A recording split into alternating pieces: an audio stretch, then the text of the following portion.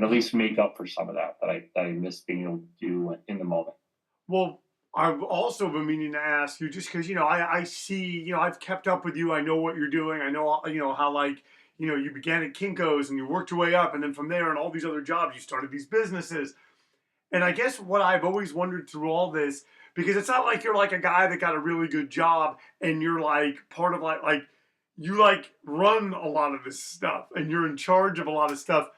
Do any of these people know what we've talked about today? Like, do they know I who they're mean, dealing with? yeah, I mean, typically, look, like everything's on the internet, so like, I mean, yeah, I mean, it just happens, right? Where someone will be like, "Hey, like I looked you up, like, what's the deal?" Um, and every once in a while, like at work, I'll somehow run into someone or meet someone who actually knows me more from that than from the business side. So it's kind of a funny thing. But yeah, I mean, it's at this point now, like everything's out there, right? So anybody can find out anything about anybody if they look. So I'm sure a lot of my the employees that work for the company that I'm CEO of like have found that out and probably think it's really weird, but like I think even with that, like I am who I am. Like I try to be as authentic and true to myself as possible. Like I'm not even in the business world. It's kind of like me in the music world. I am always like if I'm ever the smartest person in the room, we're fucked, right?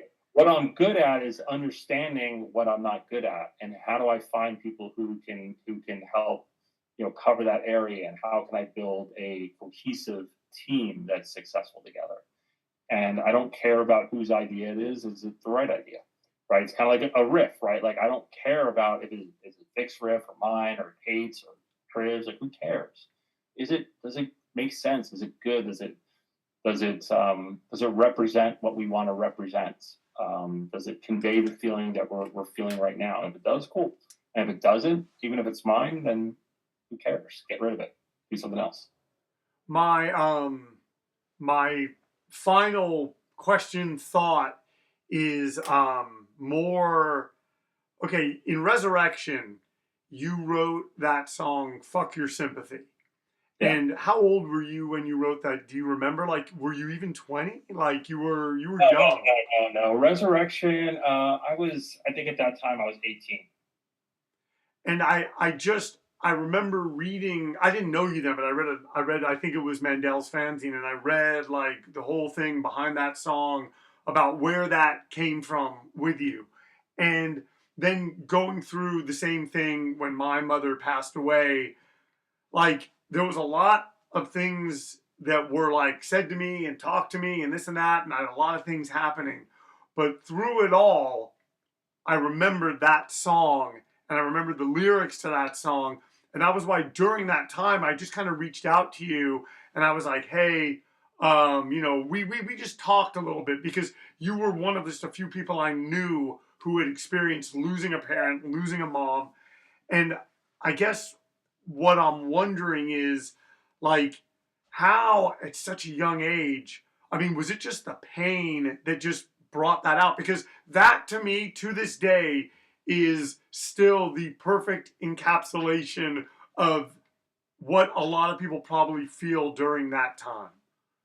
Yeah, I mean, it really was. I mean, like again, like that whole period of my life is it's incredibly complicated, and I had somewhat of a complicated relationship with my mother. But the one thing I knew is that through it all, like she loved, like my parents loved me, right? I might not have felt a connection to them, but it wasn't for the lack of love that they had for me.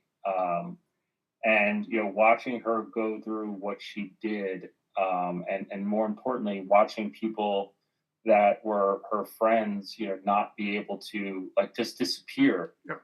because of how uncomfortable it was, like, and I think looking back, like I think I have more perspective on it. Like it's I can't imagine, like, I mean, I can't imagine what it's like to have someone who you're close with going through that. Like, it's got to be really hard, but you've got to, I think, figure out a way to punch through it and still remain supportive and present for them.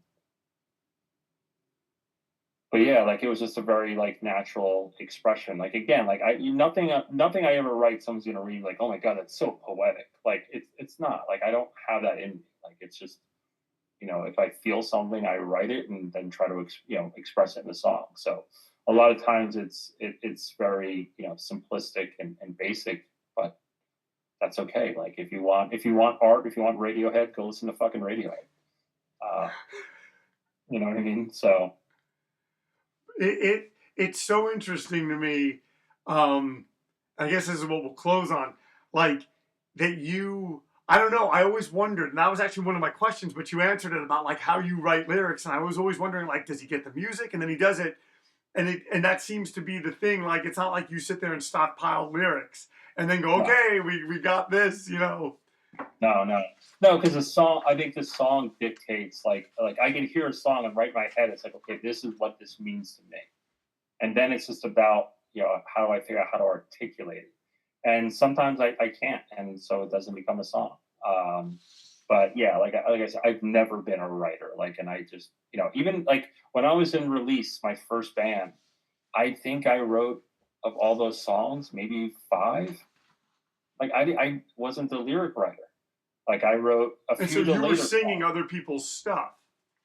In a way, I mean, look, like you're kids. Like it wasn't this ego thing of like, oh, like, but like, it was some of the later release songs that I wrote lyrics for.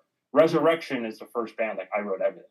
Gotcha, But for the gotcha. most part, I mean, I think some people contributed a line here and there, but I wrote the vast majority of it. But it's also because like I was so fucked up that like I didn't even know how to express things.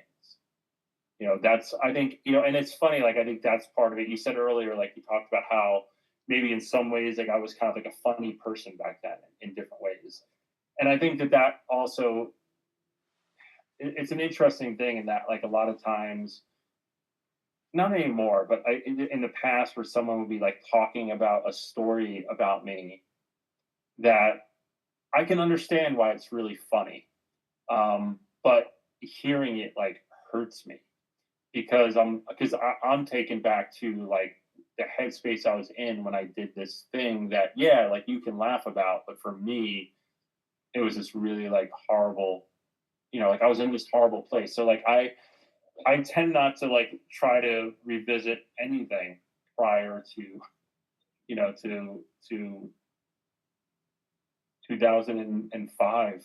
You know what I mean? Like it's hard for me. But I can look back at certain things and be, find the humor in it and that. But there's also like you know, like my wife and I were talking about it the other night. Like, if you can go back, would you? And I'm like, if I could go back in certain situations and maybe do something differently, I absolutely positively would. I really because like regret and guilt is probably like the thing that I still carry so much of. But I would never go back and redo it all again.